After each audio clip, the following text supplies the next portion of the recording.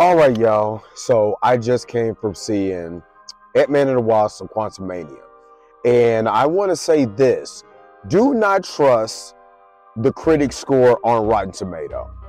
The reason why I say this is that it's nowhere close as bad as what the Rotten Tomato scores is making it be.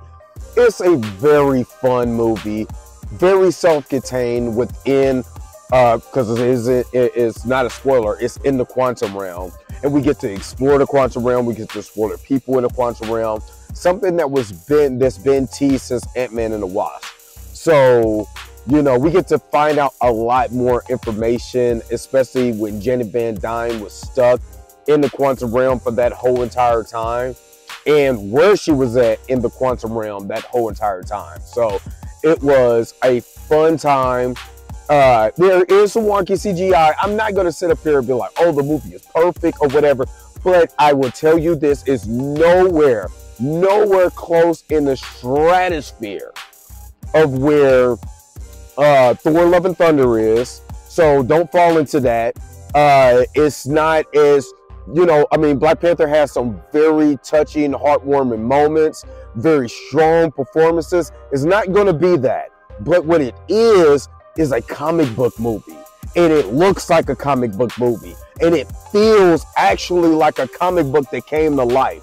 Like you're really literally watching a comic book that came to life, and you get to watch it for your very own eyes. Jonathan Majors was very much amazing.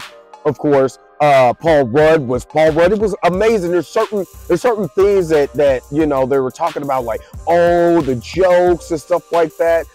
There is, you know, some jokes that just comes at the wrong time, but it's not a repetitive thing. It's not like Thor Love and Thunder where you can't have a moment to breathe and a person's not trying to crack a wisecrack. So it's nothing like that whatsoever. I had a good time. There is the two post-credit scenes. The last post-credit scene gets you very much excited about what's coming up in the future.